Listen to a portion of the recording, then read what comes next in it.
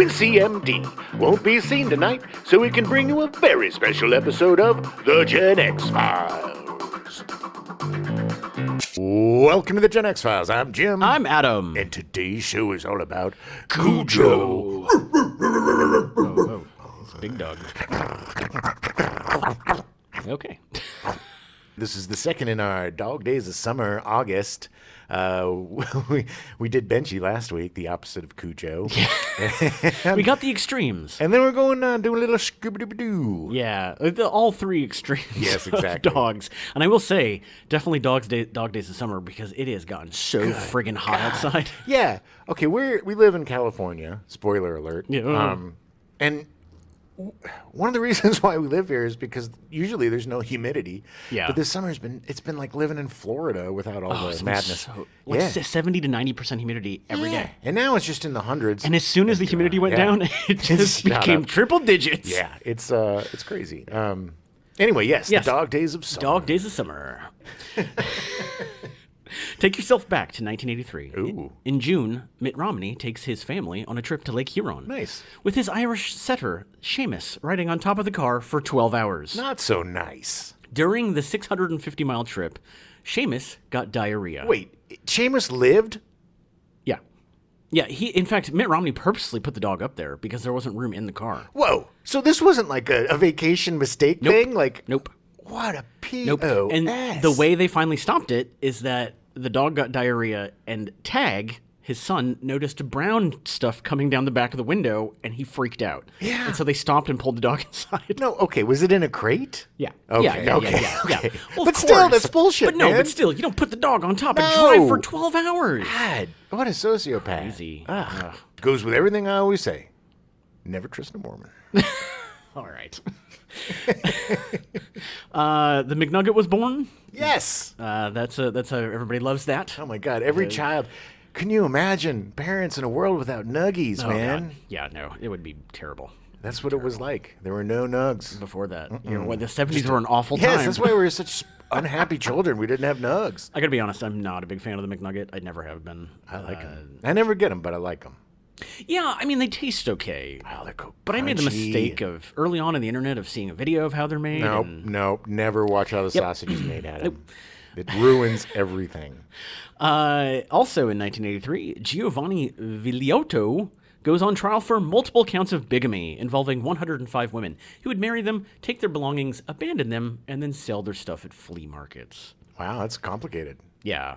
But he did this 105 times. Well, I guess it's quantity, not quality with him. Get to them flea markets. August 12th, it was the release of Cujo. Ooh, yeah, it grossed about $21 million domestically. It was not a huge movie.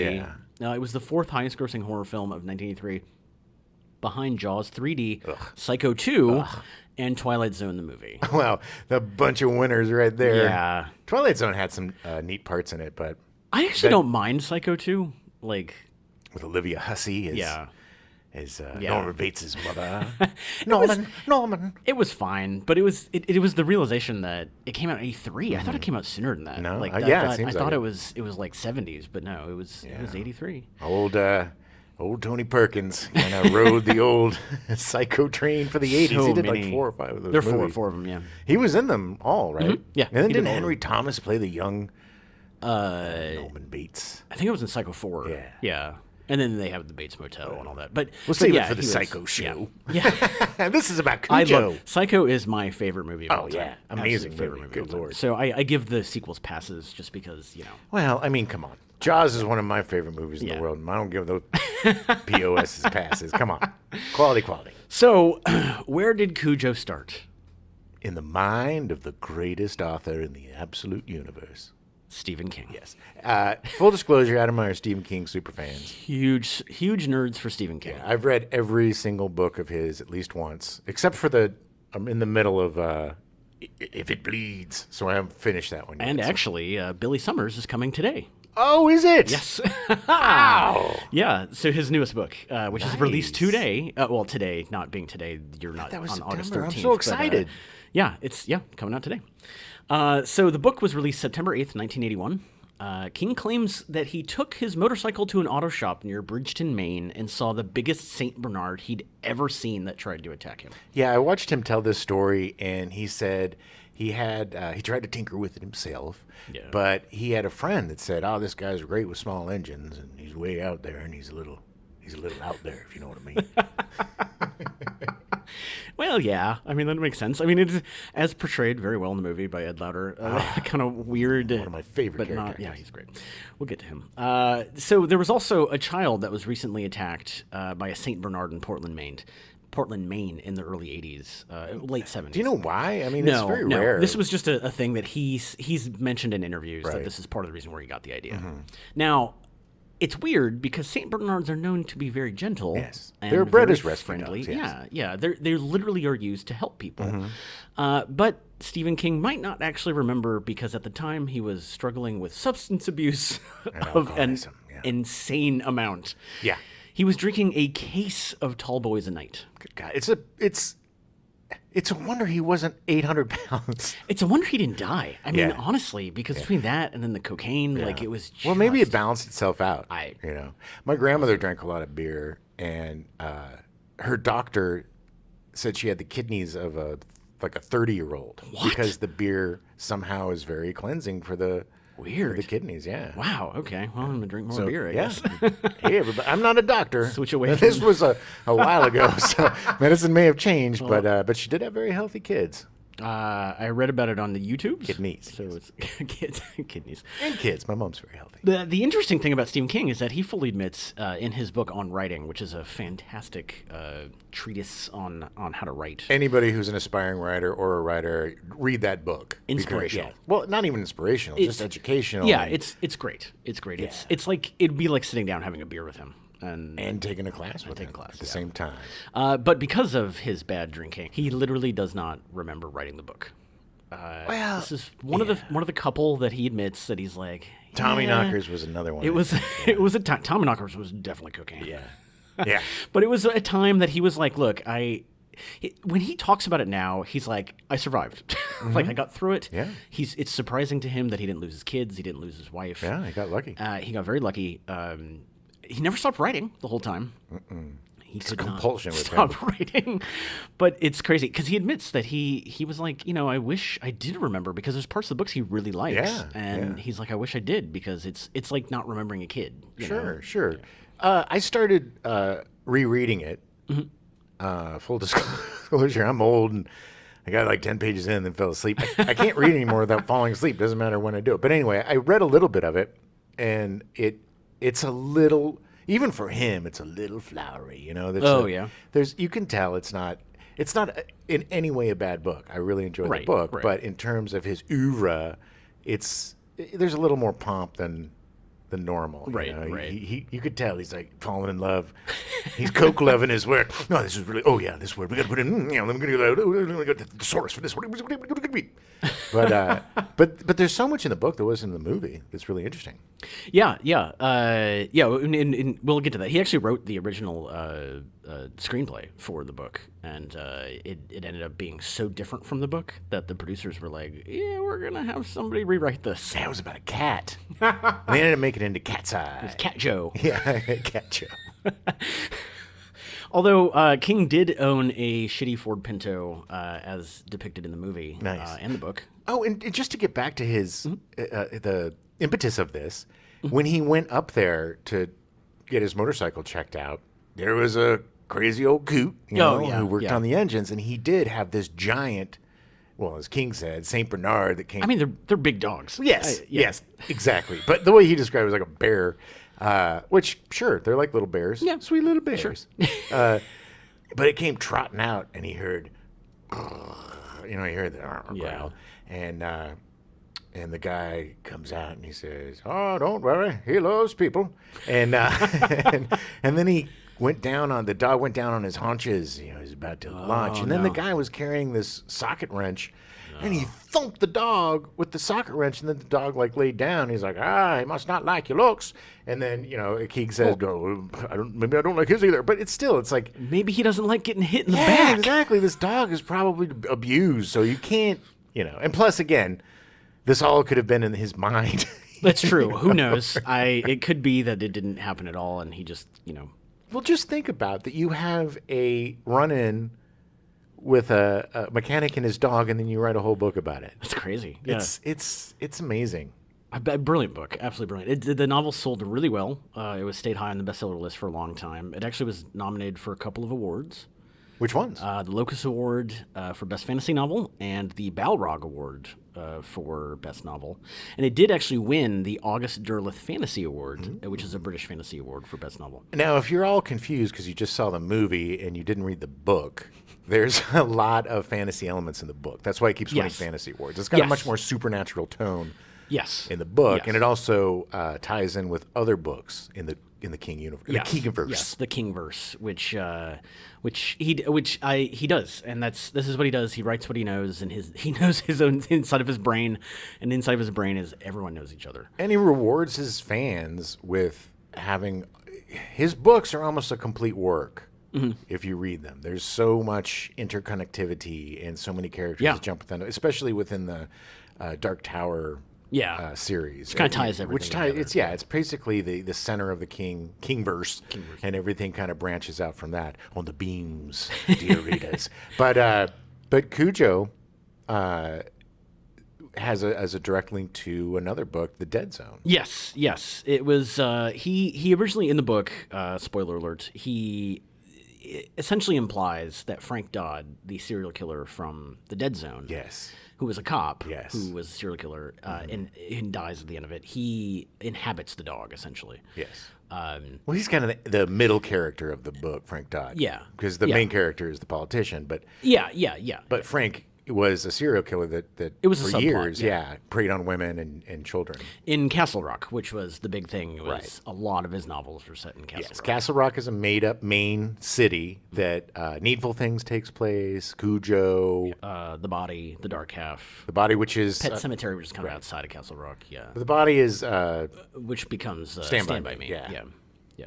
But he's also mentioned, so it's mentioned in a bunch of other books, the whole Frank Dodd Dead Zone thing. They couldn't, when they finally made the movie, they couldn't, Louis Teague, who directed it, was like, we tried so hard to include the supernatural stuff, and it just seemed hokey. They didn't have the budget for it. Or the effects at the time. Yeah. So he was like, let's just leave it out. Strip it all out, strip it bare. But there was some really good stuff. The kid... His boogeyman at the beginning is Frank Dodd. The kid's 4 years old in the book. There's some great chapters in the book from the dog's point of view. Yeah. It's if you haven't read that book, it's a very underrated Stephen King book. Agreed. And I think a lot of people dismiss it because, Cujo, or they dismiss the movie too, which is, we just watched it again, and it's pretty damn good, man. Do not dismiss this movie. No. I was surprised by how much I enjoyed it. Yeah, same. And how absolutely frightening it is. Oh, man. The kid, Danny Pintaro? Pintaro. Yeah. And Dee Wallace, baby. Stone cold acting. Yeah. So good. Oh, my God.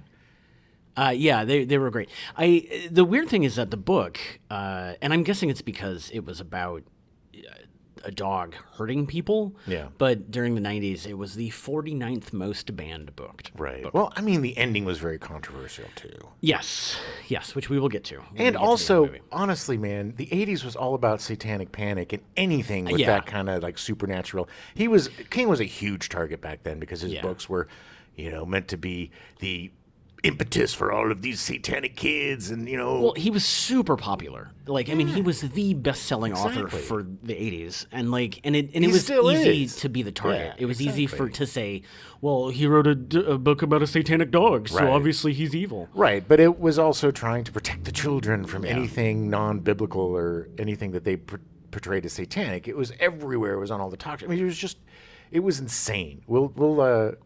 The stepdads will be talking about that at some point, probably this month. Yeah. Yes, probably the end of this month.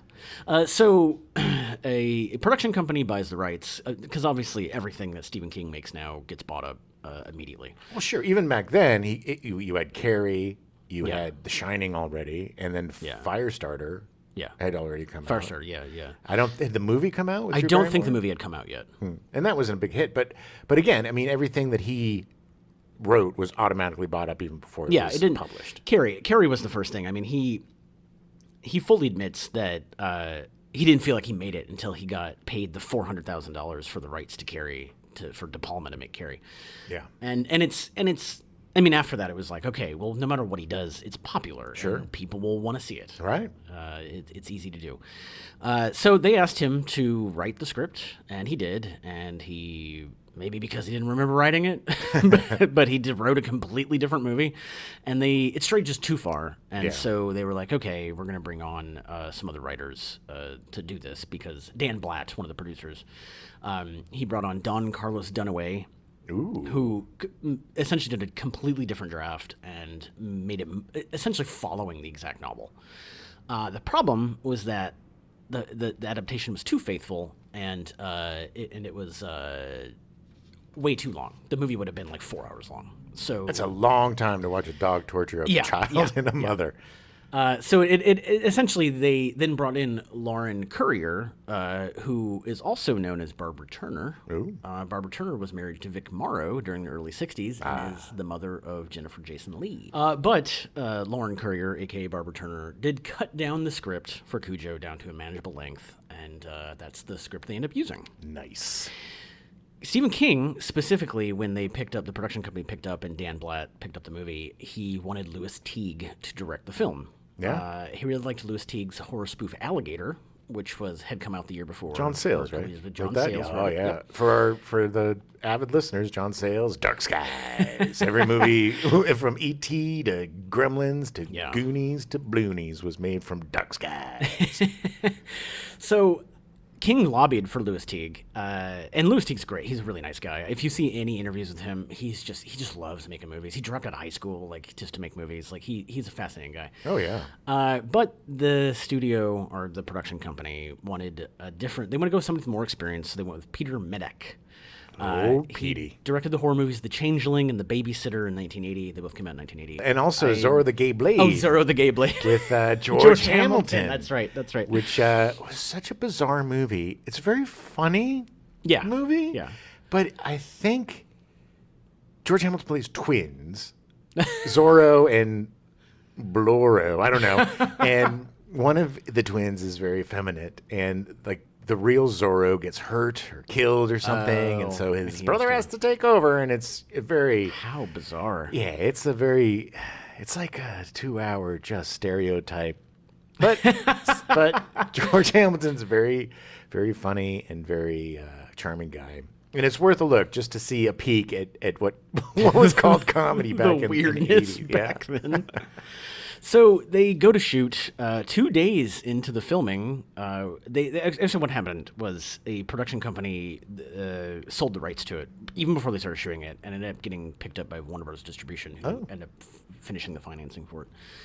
So 2 days into shooting, the new production company, Warner Brothers and this smaller production company, they wanted to change all these things, and Peter Medak said nope. And 2 days into shooting, he quit. Oh wow! What did they want to change? Was it just budgetary? Yeah, I think he wanted more money, and a lot of it I think had to do with the supernatural stuff. Like he wanted more money for that, and they were like, "We're not going to give you more money for this. It's a dog movie. Why are you Again, just like if you listen to the Jaws episode, when the executive says, "Well, can't we just get a great white shark and train it?" These guys are evil. We can just put a guy in a sheet. They're dream crushers. They're dream crushers. Yeah. Lizard people. But the DP actually went with him. I don't know if Peter Medak convinced him to go, but he quit with him as well. But if they hadn't, the movie would not be what it is now. Right. Because they end up getting Louis Teague to direct it. Louis Teague directed Alligator. It was literally the only feature he directed before this was Alligator. Yes. Oh my god! And then, but he also in the King oeuvre did Cat's Eye, which was the King short story with Drew Barrymore. Yeah. So Dan Blatt reached out to Louis Teague and said, "Hey, come do the movie." King was really happy. Cool. Yeah. Especially after all. King was so upset. He was like, "Wait, we're making a movie?" Yeah. Cool. Yeah. He was upset about The Shining. He took a heavier hand in his movies because of The Shining. Yeah. Which he now can see as its own art. He enjoys The Shining for what it is, but as a young writer, I get it, man, because The Shining, if you've read the book, is completely different than the movie. There's so much taken out of it. The whole boiler situation. Yeah, I mean, there's not. Yeah. It is Kubrick's version of that tale, Right. And King was pissed off about it and hated He's made his it. peace, but he for years Yeah. loathed that. But because of that, he did take a heavier hand in his movies. Sure. Like, I mean, granted, I don't think he had like contractually or anything, but No, like, but it's also- Stephen King, so it's like, they're gonna listen. If you're riding old Cookie Alky Trail, you're also going to be a little bit demanding and kind of an a-hole. It amplifies you, and if Not you're the in great parts of you. exactly. Yeah. And I think he was probably like, hey, look, hey, I'm going to have control of this, okay? Do you see where the is shining? See where the is shining? Let me just tell you. Okay, let me bring out my notes. I have some notes. Okay, Stanley Kubrick. So I get. But that leads to things like Maximum Overdrive. Yes. Which eventually we will do a Maximum Oh, Overdrive you bet episode. your butt. Because, man, whew. But the greatest thing is that, so Dan Black called Louis Teague and said, I will give you 1 day to prep and then we're going to start shooting. Good again. Lord. And Louis Teague was like, can I have 2? And Dan Black was like, all right. Fine, 2. 2 days to prep a feature film. That's insane. So, of course, Teague kept most of it. Things like the casting, which we'll talk about in a second. Sure. And they still had It's not like they were starting from scratch. Yeah. But it was conceptual stuff, and that was when he decided that like we got to cut all the supernatural things, Yeah. and it's implied at the beginning when Danny Pintaro is looking in the closet, Sure. and the running into the bed and stuff. Like, you get enough of it that it's like, okay, I don't need to see the creepy eyes, I don't need to see Well, whatever. because it's more of the true. I remember being a little kid. Yeah. And you just turn the lights No, out yeah, and you yeah. launch yourself from the doorway under the bed because you don't want anything grabbing you from Yes. under the bed. Yeah. You're safe under the covers, man. I lived safe under the covers, And that shot of him turning off the light, Yeah. it's done so well. Yeah. And Danny Pintaro, for being like 6, Yeah. is such a good actor. Well, he was amazing. But the hesitancy of like prepping to do it and then doesn't, and then he finally does it, and the camera, the way that it follows him and then turns upside down, was absolutely brilliant. And Because they got one of the best DPs in the business, Louis baby. Teague fully admits the only way they could have done that is because he pulled on Jan de Bont. Jan de Bont, or as my friend in film school used to call him, Jan de Bont. Jan de Bont. Best. He was from Boston, my friend. Jan de Bont. A great cinematographer. He actually Amazing. lensed Jewel of the Nile for Louis Teague Yep. later, but he directed Speed. Yeah. And Twister and Yeah, and in stuff my like that. opinion, a much better cinematographer than Yes. a director. Still a great. His directing is very. A lot of times when cinematographers become directors, they take the proficiency with them Right. and they do beautifully shot films Yes. because that's their gig. But it's rare that you get a DP that connects with the actors the way. Right. That an actual Some director directors does. do. Yeah. Yeah. A more acting director than a technical director. Yeah. Because to them it doesn't matter. It's what it looks like. You know what I mean? Jan de Bont got a little full of himself because he Speed did really well, but then they decided to do Speed 2, and he actually wrote the story for Speed 2 and directed it. Speed and that 2 was Electric when- Boogaloo. That was when everyone was like, Jan, you should just stick to the camera, man. Stay in your lane, baby. Stay in your lane. There were some other great shots Jan de Bont did, like the whole the circling in the car. Sure. After D. Wallace gets attacked by the yeah. dog. It's so and, like, disorienting. it's so good. Even the beginning with the rabbit running around Mm-hmm. and the dog. It's so funny. We did Benji last week, and the beginning of Cujo is very Benji. It's this So- The music, yeah. Yeah, there's a bunny, and then burp, burp, burp, here comes big old doofy Cujo. I won't play with the bunny. And then hop, hop, hop. And so beep, beep, beep, beep, beep. And then bunny goes in bunny hole, and Cujo head go in bunny hole, and he just like everything in the world, bats ruin it. When I was writing the script, I had the movie going in the background. for Cujo? No, for the episode. okay. And Phoebe came in, and Phoebe loves dogs, and she refused to watch this with us because she does not want Phoebe's to Adam's see. girlfriend, for those who don't She does know. not want to see a dog be attacking people or a dog getting hurt. Same with And- my sis. And she came in during the sequence at the beginning with the bunny, and she's like, "Oh, the big dog!" And then the dog gets bit, and she's like, she looks me dead in the eyes, like, "This is the bad movie, isn't it?" And then leave. I was like, "Okay, sorry." Yeah, there's a lot of people that can't. They can watch a million people get blown to bits, Yeah. watch a guy get chunks blown Yeah. off of him, Yeah. but you hurt an animal, especially a dog, it's outrage, baby. Oh, 100%. Boycott time. And How but this dare is you? Good boy. the brilliance of Louis Teague is that you never actually see Cujo get hurt in the movie. Right. Beyond the bite on the nose. Yeah. But you never every time the dog gets hurt or whatever, Cut away, it's always a shot of the actor. Yeah. Which was brilliant because nobody wants to see a dog getting hurt. No, but he also did a good job of transforming Cujo. And it's not Cujo's fault. Cujo gets rabies, babies. And rabies. Yeah. Oof. Changes you. Yeah. I got rabies. Oh. Yeah. And I've never been the same. No, I never got rabies. But seriously, rabies is no joke. I would like to see a version of Cujo, of course, that is more faithful to the book. I think they could make it now something that with is more supernatural that's and interesting stuff. with the right director. But I think stripping everything out and just making it a story about survival, it's basically Jaws in a car or Alien in a car, whatever you want to call it. But the what makes this movie so harrowing, like I was clutching my chest like a Southern woman, my stars, because I was just so worried, and it's so tense. Yeah. It's so well shot. A testament to the director and a testament to Jan de Bont, because Yeah. it's really hard to shoot effective attack scenes. Yes. And especially when we haven't gotten into this yet, but because St. Bernards are so sweet, they couldn't use a St. Bernard for the attack scenes. Yeah. If you really look closely, the reaction shots of Cujo are definitely St. Bernard. His little face is like, "Whoa, got stuff all over me. I want to get pet." And then you cut, and they used, I think, a Labrador. There was it was a Lab Great Dane Yeah. mix. Yeah, a black Lab Great Dane mix, they- which is huge. Yeah. And they had a St. Bernard They put a costume. Cujo suit on him. Cujo suit, exactly. And because you can tell if you look closely, but it's done in such a way that you can at the same time be horrified and sympathetic to the dog, which I Yes. think is brilliant. There's definitely sequences after they get stuck in the car. There's times when they just show the dog, they show Cujo just laying there. Yeah. And he's not being mean, he's not being aggressive, and he looks more like himself. Yeah. And it's so heartbreaking because yeah. it's like you can almost see it, and it goes back to the novel and the stuff from his point of view, but you can almost see him just being like sad that he has to do this. What is heartbreaking is watching his transformation after he gets bit, and he's one of the symptoms of rabies is the sound is grating. Yeah. It's like it grinds your brain, and you can see the pain that Cujo is going through as this disease takes hold of him, and you can see how he doesn't want to kill the kid. His little kid is looking for him. He's like, Cujo, Cujo. And Cujo comes out. Yeah. But there's a last little bit of Cujo in there, and he's like, I'm not killing my boy. Yeah. I'll kill his dad and every other MFer in this town, but I will not kill that boy. No.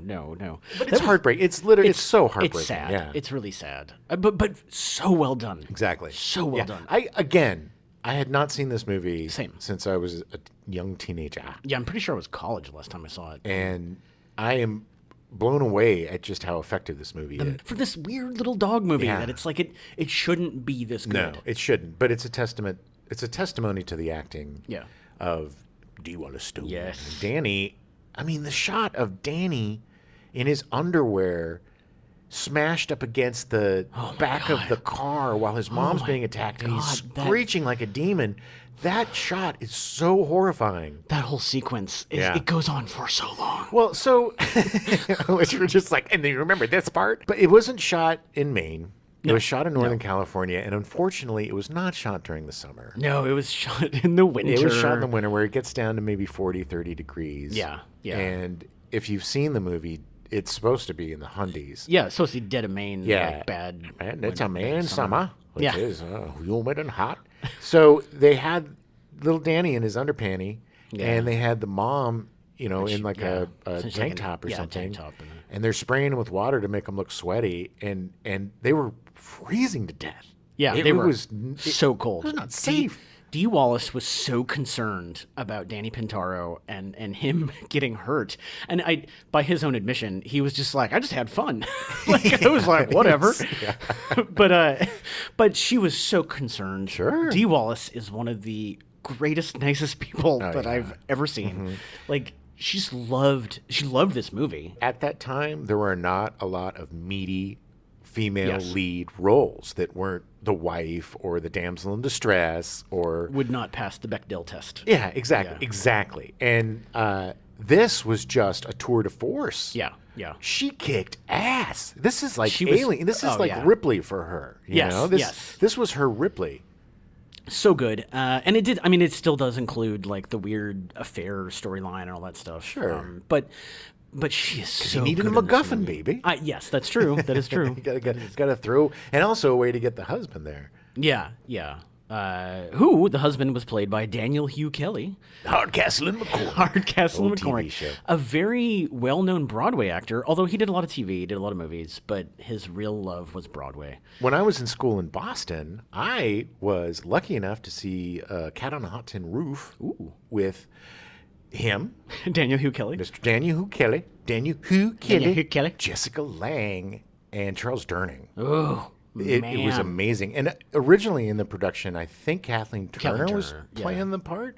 But when I saw it was Jessica Lange, and I was so blown away. She is an amazing actress. And that's when I first was like, okay, she's got her. She's in. And same with David Hugh Kelly. I mean, he was an amazing stage actor. Yeah. And it's a complex part. In Cujo, he doesn't really matter. No. Like it's just kind of there, and it does. I mean, it matters for Dee Wallace and her character and the kid and that storyline. You know, it is that kind of MacGuffin of like, oh, what's going on with him? But like, because they think she's having an affair and with this my really God. weird, irrational guy that apparently came into their house and ripped it apart because he was mad that she was ending the affair. but he was friend like Hugh Kelly, real good friends. Daniel Hugh Yeah. Kelly. They were friends. He was right? the handyman at their place. But and she was having an affair with him, and God, when he tried to leave, it was creepy. Yeah. It was creepy. She was like, okay, we're done, and then he just got violent, and like, oh, it was crazy. The irony is that that character, Steve Kemp, the handyman, was played by her husband. Yeah, Dee Christopher Wallace Stone's Stone. husband. Yeah, Christopher Stone,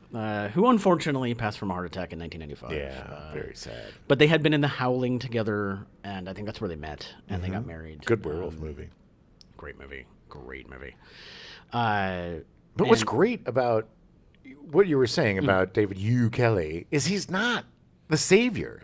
She saves herself and the kid. Yes. She does it all. And then he shows up at the end to grab her collapsed, exhausted Literally body. takes the kid and credits. Yeah, because she's just, there's nothing left. She's done, She's got the rabes because she got, she needs to go get the shot. they got to get her to the damn hospital because I think you have 36 hours or something. 72 hours. 72? 72 hours. If you don't get it corrected within 72 hours, there's no going back. And my God, I don't know if it's the same as it used to be, but it used to be you would put your hand on your stomach and they would give you 5 of these horrible shots in your gut. Oh, super painful, super off. I mean, it's beats rabies, but yeah.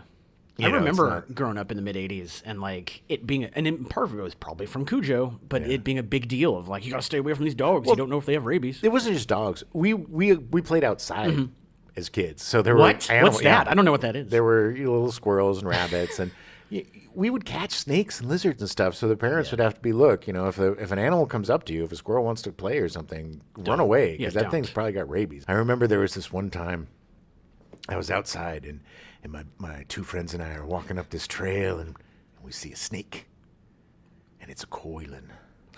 And we're like, oh, no, it's a rattlesnake. It's a rattlesnake. And we're getting scared. And so what we were taught was when you see a rattlesnake, freeze. Don't move. Yeah. Because it doesn't see you. It senses you and it senses movement.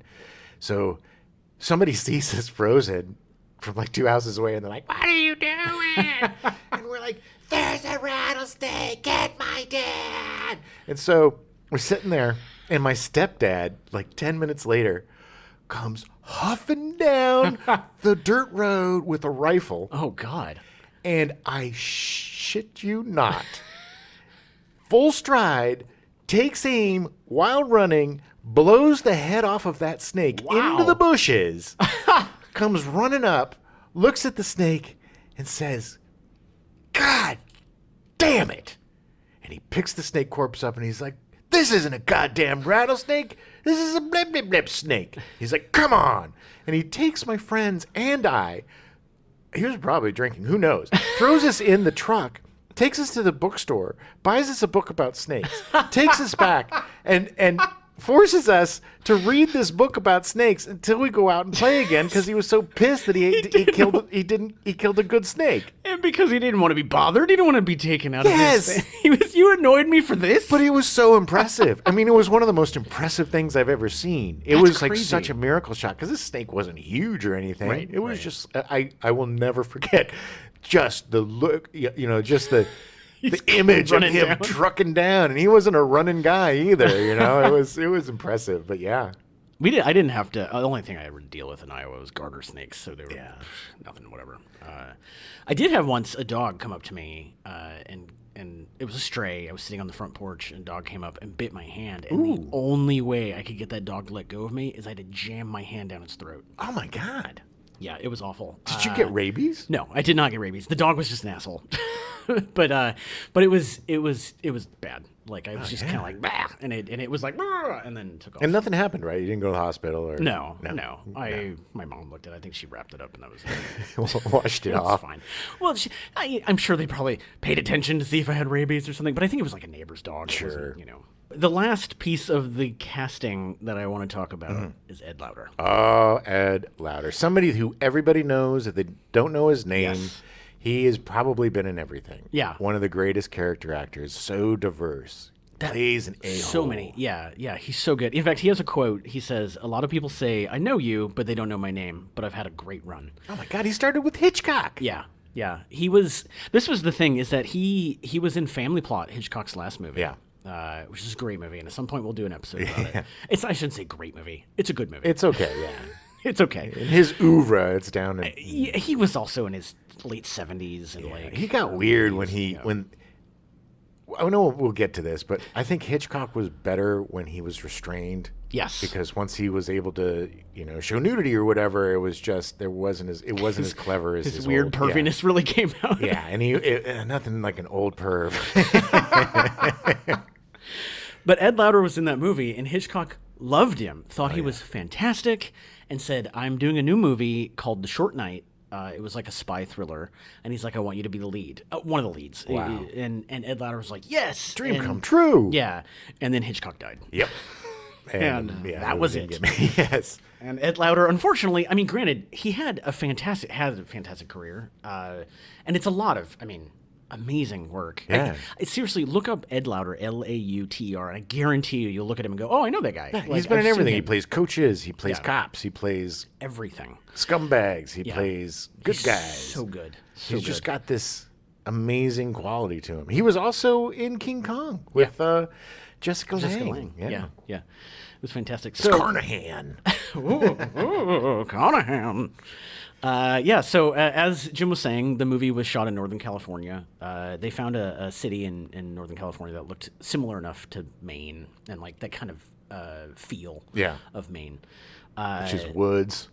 Yeah. And more, Space. like the buildings and the houses and stuff were similar to Northeastern. For whatever reason, Northern California has houses that look like Marin they're from County, Maine. because there's a lot of space there and it's very woodsy and the houses look woodsy.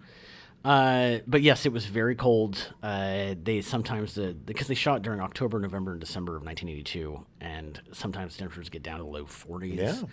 Yeah. And they were constantly being wettened because they had to look like moistened because they had to look like they were hot and sweaty. And Dee Wallace was just so concerned about Danny Pintaro that eventually she convinced the producers to put a heater in the car, which then of course caused problems with the sound. So they could only run it when they weren't shooting, and it was kind of effective but kind of not. Well, it was a little different back then. If a kid seems fine, he's fine. They're not going to coddle, Now today it's there's no way you could do what you did to him. No. No, they would be. Well, my guess is today they'd probably shoot it on a big dome 3D green screen or something, and it wouldn't be outside. For There'd be no 3 dog. months. There'd just be It'd be green, CG. Yeah. Green. There'd be a guy in a green suit going. I'm a dog. I'm a dog. I'm a dog. I'm a dog. You can't see me, but I'm scratching. Danny Pintaro was great. He was like, I was just interested in literally every job everybody had. Yeah. Like he was fascinated that there was an interview I saw where he was like, every day we would come back to the car and there was one person that would put the paw prints back on the windows. And he was fascinated by that because they had to look exactly the way they did yesterday. He had a really great run. He was on Who's the Boss? Yeah. He did. Angela. He kind of went. Who's the boss? He went from this, and he was on Who's the Boss for pretty much until he was in college. Yeah. And then he ended up going to college. In fact, the funny thing now is that he doesn't act anymore. He doesn't need to. He doesn't need to, but he moved to Austin with his husband, and he's now a vet tech. That's awesome. Which I was like, yes! Nice. That's the perfect circle. From Cujo to vet tech. It's really funny. This is the amazing thing, is that seeing the actors and the director and the people involved in the making of Cujo, everyone has such fond memories of making this movie. Yeah, I watched a panel with, I think it was Jan de Bont, Teague, Dee Wallace, and they were just glowing about it. And I just want to say one thing about Danny Ventura real quick, is it's so awesome to see a great, talented, young actor that isn't completely screwed up from his career. Yeah, him and Alyssa Milano have a very close relationship, and they grew up together. Yeah, she was a huge proponent of protecting him and making sure that he was okay. And she had rabies twice. It was weird. So, as Jim said earlier, the Cujo was played by 4 different Saint Bernards. It's weird. Well, the dog trainer begged them to change the breed. Yes, because Saint Bernards are, I don't want to say untrainable, but there's none that are trained. Right. The way they controlled the St. Bernards on set is that they had a little mouse that they would throw into the car, and the dog would go chase it. Oh, that's cute. Literally the dog would just get the mouse and then leave. And that was it. It was like, I got it. All right, I'm good. Let's get it. But they would be so happy because they're just going to fetch the thing. Sure. And they're their good boys. tails would be wagging. Yeah. They'd literally tie their tails down with fishing line. Right. But they just before everybody freaks out, it was just tied to their leg. It wasn't a painful, No. It was just so process. that it didn't look like they were just happy, slobbery Because dogs. they can't help it. Even with all the goo all over him and the pus just pouring out of his eyes, I still want to give him a big old boop on the nose. Yeah, that's true. Oh, Cujo. But beyond the Black Lab Great Dane mix that they used, there was a couple of mechanical dog heads, and they used a stuntman in a dog costume. Really? Now, the time, I think, and I'm not going to say the only time, but the time they used it is when Cujo bangs his head against the door. That's what I thought I was going to say, yeah. They cut it to where, the way they set it up is that they opened the doors of the car, and they just had the St. Bernard run through the car, and then they, shot the Great Dane mix running and hitting, and then they cut to the guy in the suit banging his head against the car door. Oh, it's brutal. It's a brutal Yeah. shot. It is. But that's the thing. I mean, that's like what we were talking about with Jan de Bant is he just is a master at framing. Yeah. And he's also one of the best motion DPs, to do moving shots, and like you said, that just spin shot, that disorienting spin shot when everybody's dying of dehydration. It's so effective. So good. He's really great at expressing what's happening with the camera. The camera has emotion, the camera has purpose. And I always hate superfluous movement or stuff that's just done because it looks cool, like split diopter shots that you can full on see where the cut is. But if you're doing it for a reason, there's nothing better than purposeful shots. Yeah. I'm always just like, oh man, I wish I thought of that. That circle sequence is just one of the greatest shots I've ever seen. I mean, because it invokes so much emotion coming into it, and you know exactly how she's feeling. It's fantastic. Yeah. Now she's feeling bad. She was literally attacked by a dog. She's feeling bad. I don't know if it was a Saint Bernard or the Great Dane that did this, but there are certain sequences where the production company deemed it too much for their insurance that they couldn't have Dee Wallace be in some of the shots. So they had a stunt woman do it, just in case something were to happen. They didn't want the actor to get hurt. So Jean Coulter was a stunt woman, and she was standing in for Dee Wallace. And there was a sequence in the car where they essentially trained the dog that whenever she would lunge forward, the dog would lunge forward too, so they would meet. Oh. They did it in the first shot. And Jean Coulter was so excited, she lunged forward to say, hey! And the dog bit off part of her nose. Oh, my God! Oh! Oof! Literally bit, and she fully admits that she's like, it was my fault. I totally did it.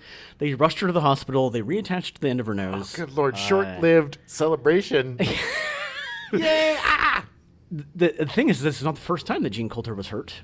She was in Jaws 2, and there was a flare gun mishap which caught her wig on fire and burned off her eyebrows and eyelashes. Good Lord. You want to see a fun movie about what it's like to be a stuntman, not a documentary or anything, but watch Hooper. Hooper. Mr. Burt Reynolds. And it just shows the lengths you have to go sometimes. Yeah. If your body's broken, it doesn't matter. You got to get the shot. So there's a very good line in the movie by Dee Wallace, and one of the best acting things I've ever seen, where poor little Danny Pintaro is just freaking out, screaming about wanting his daddy and how he needs daddy and he needs daddy. And, and Dee Wallace just finally yells out, "All right, I'll get your daddy." And then it cuts. And like, it is the most honest, most real moment I have seen in a movie in a long time. And his reaction too. And it was the producers wanted to cut it because they thought it was going to make her unlikable. And she was like, yeah, no, literally everyone is going to identify with this. Every mother is. Yeah, every mother has been at that point where it's like, I literally can't do anything. And what am I supposed to do? Come on. I mean, if you're going to have a situation that's filled with pressure, getting attacked by a rabid Saint Bernard, I would probably lose my temper a little bit. You know, he was very chatty. Yeah, I would. Yappy. Yeah, he was How he must have just lost his voice every day. The way that kid screamed. That kid screams. But so he loud. also did like, ooh, he did that wail that was so sad. That, it's so, and it's so. That's just, again another testament to his acting because he was so happy, like in all the behind the scenes stuff. He's just so happy. But man, is that kid just freaking out? There's a great line in the book, and they also put it in the movie. At the beginning of the book, there's the whole, and it's the beginning of the movie as well. There's something in the closet. Yeah. In the book, it's played where the dad moves the stuff, but it's moved back, and they're like, "Oh, Daddy, did you move it back?" And he's like, "No." But in the book, the dad says, "There's no such thing as monsters." I think in the book his mom says it, and in the movie his dad says, "There's no such thing as monsters." Yeah. And he says, "Not during the day, anyway." And when Danny says that at the breakfast table, the look he gives his mom is so funny, and she even just like melts at that. And it's just what a great relationship. They really cast that movie well. Yeah, they really did. They really did.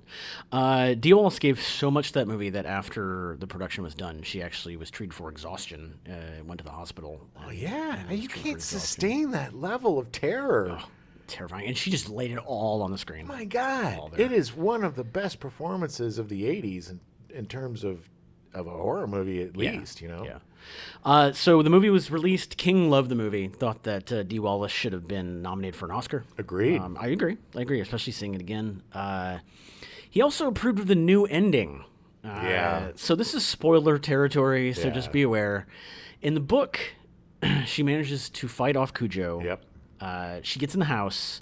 She has to shoot the dog. The dog dies. She comes back out, and she finds her son has died in the car. All of that, and he died anyway. Right, which the nihilistic ending is awesome, and it's something that's completely cocaine-based because nobody, without some sort of, it was shocking and awesome when I read it. I was like, oh my God, this is crazy. They killed the kid. It's in the last like 3 pages. Yeah. I mean, it's like, oh my God. It's devastating, and it just shows the futility of life, basically. You can fight all you want, so true, but it doesn't matter. You're still, you could still lose, which I thought was brilliant. A lot of people didn't. Yeah, it was very controversial. Yeah, but in a book, yes. In a movie, no. It would have been bad. No. And there is definitely moments in the movie where she pulls him into the house, and it seems like he's dead. Oh, yeah. At the end, when I first saw the movie, I didn't know, and I was like, oh, they're going to kill the kid. They killed the kid. Yeah. Couldn't believe it. And then he comes back, and which was cool because then it was a surprise. Yeah, exactly. Which is great because the end, and I think that's the greatest thing about changing the ending is those who are fans of the book. We had a surprise, and it was still a satisfying ending. Yeah, because they earned his life through that movie. Yes, she earned saving him. Yes, she fought hard to make sure he stayed alive. Yeah, and if he didn't, then that movie would have no purpose. Yeah. It was really good because all the supernatural stuff and the different things in the book lent to this ending. Right. It was more. It made more sense. But I think stripping all that stuff out and making this it was completely a movie about survival. A mama bear protecting her cub, for 2 hours. Yeah. And if that cub died, then that movie has no purpose. Yeah. When the movie was released, it received some mixed reviews. Some people hated it. Some people liked it. I think it was just kind of ahead of its time. It has definitely grown. Yeah. It's gained cult status. Seriously, if you've not watched it in a long time, watch it again. If you've never seen it, watch it. It's one of his best adaptations. Yeah. I would Yes, put I would that agree. with The Mist and the new It movies. Yeah. Shawshank. Stand By Me. Stand By Me. Yeah. And it is just a really well done movie. Yeah. They had talked about the same company that produced it in '83. They were going to do a new adaptation called Cujo, which was an acronym standing for Canine Unit Joint Operations. What? So I guess Cujo is a robot, and which I get it. I get it with all the what is it? Dynamics that are making Boston all those Dynamics? Boston Dynamics. Yeah, Where they're yeah. making all those robot dogs and stuff. But But I mean, don't. Come on.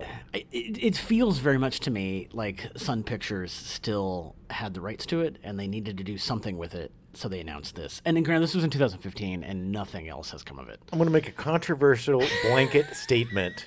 Every movie that is an acronym is Yeah. crap. Anything that has, that every letter Yeah. stands for something. Yeah. I can't remember, Project Bebop. Bad. Elephants. Yeah. It's not good. It is not Yeah, good. I mean, come on. It's Cujo. Cujo would have to be made in the past. You would have to keep it in the 80s because if Yeah. there was then I guess you could have the cell phone die or whatever. Yeah, but that's used so But much. I don't think it would. If you and I got tasked to remake Cujo, Mm-hmm. I would set it in the time that it was written in 1982 or whatever. Yeah. 81, I guess, when it was written. And we would do I would like to do it as like a mini series or something. I agree. It's hard. It's funny because I was thinking about this. Someone had posted on social media somewhere about how it's like, oh, they should just do all the Stephen King movies in miniseries and Yeah. And I was like, okay, but having just watched Cujo. Now, granted, I haven't read the book in a while. Yeah. But to me, it feels like a very faithful adaptation, and it would be hard for me to be like, can I watch 8 hours of this? Can I watch 6 hours of this? Can I think watch you 4 could hours? if they added in the Dodd stuff. Yeah. And If it was tied in with. but the I don't Dead think it would Zone, need yeah. to be 8 hours. I think it would No, be 4 hours or 3 hours. It should be as long as it needs to. be. Exactly. Yeah. It doesn't have to be. Yeah, you don't have to jam in stuff that shouldn't be there. But I think it's, I think it's worth a remake. I think the movie is great as is. It doesn't. But I would like to see another adaptation. Sure. Not a remix. Sure. Let's say another adaptation. Yeah, yeah. Because I enjoy the total cheesy, 80s miniseries of Stephen King like It and Yeah. The Stand. Yeah. I mean, they're so cheasy, but they're so Not much great, fun. but they're fun. Yeah, And Tim Curry was great as Pennywise. so good. But it doesn't mean that there shouldn't be other adaptations. The new It was really great. Yeah. Those two movies. I really enjoyed the new Stand. I know a lot Yeah. of people didn't. Same. But I really enjoyed it. I thought it was done really well. I'm one episode into Lizzy's story, and that's really good. Yes, we are planning on watching that. We're in a very good time for Stephen King adaptations. We have people. Here's the thing: for many, many, many years, people didn't take King seriously. He was a schlock horror writer, and he was just a pulp blick, buy it in the supermarket piece of crap. But in my opinion, he is one of the greatest American writers, one of the greatest American storytellers. I put him up there with Twain because his stories are engaging. He's a world builder. Yeah. And when I read one of his books, and if it's even 8, I'm like, the bigger the better, baby. 1,000 pages. Yeah. Yeah. I love it because I don't want that stuff to end. No, I get yeah. this weird feeling when I get towards the ending of a Stephen King novel. I get sad because I don't want it to end. I love it so much. And sometimes his endings are a little disappointing. But I'm just kidding because I think people give him a bad rap. But I will tell you this. I think that the ending of the Dark Tower series is the greatest ending of any series ever. I'm not going to tell it. I Yeah, don't want to yeah. No, spoil you should it. read it. You should read it. But anybody who says he can't end a book, the way he ended that series was 100%, absolutely brilliant. And I don't think it could have ended any Stephen other way. King is a fantastic writer. I had an English teacher in 10th grade, Mr. Person. I'll never forget. He literally did not read fiction. He read nonfiction, and that was it. He must have been a hoot. He went to England every year. He was stuffy. But I will say... Was he English? No. But I will say that when he was teaching us English, he always used Stephen King as a reference because of his description. Oh, yeah. Because his description was so apt Yes. and so good. Yeah. I'll never forget, he talked about how there was a story, he pulled a passage, and salesman puts his bag down like it's a tired basset hound just flopping down and settling. And like, it's like he's like, immediately, you know exactly what you're looking at. And like, that is the beauty of Stephen King. Yeah, and also he can create horror and suspense like nobody else. Yeah. Because he'll do, one of my favorite tricks that he does is there'll be a chapter, and the end of the chapter is, and that was the last time Tom ever took a breath. Yeah. And you're like, what? And then it's like 300 pages later, you find out what happened to Tom, and it's just like, oh man, I'm kind of protective of him because I love his work so much. There's very few things that I'm like fanboy about. Yeah.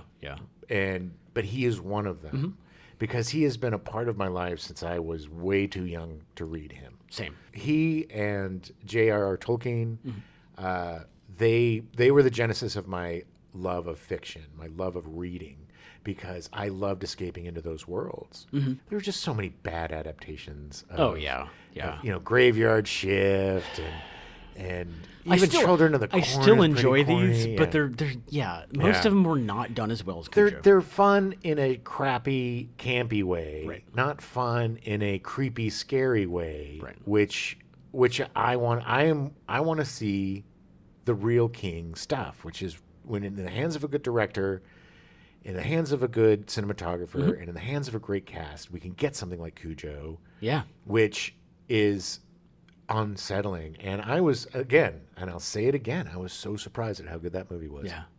Well, we're out of time, so I appreciate you guys listening.